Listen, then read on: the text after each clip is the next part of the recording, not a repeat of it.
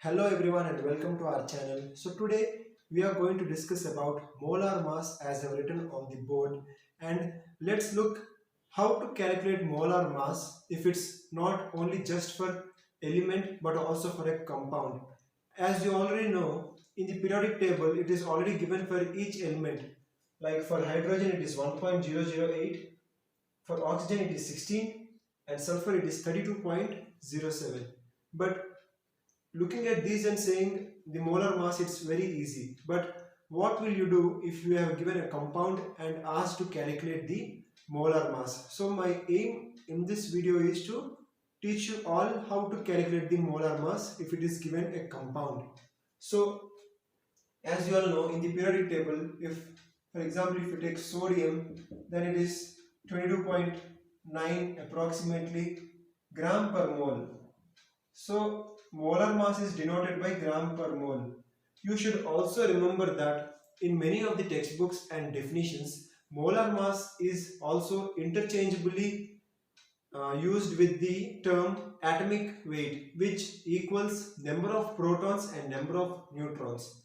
In most of the cases, if you see, the number of protons and number of the neutrons equals atomic weight. This is true, we know. And even in this periodic table also, oxygen, it has 8 protons and 8 neutrons, and the mass of electron has mass but it is negligible. So here in atomic weight definition we only take mass of protons and neutrons, and that atomic weight is interchangeably used with this term called molar mass.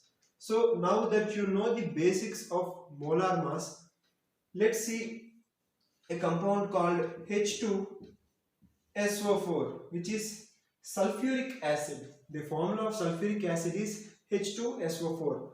So hydrogen 2. So 2 into, what is hydrogen's molar mass? It is 1, plus sulfur is 16, 32, and yeah, and then plus oxygen is 16 into 4, 64.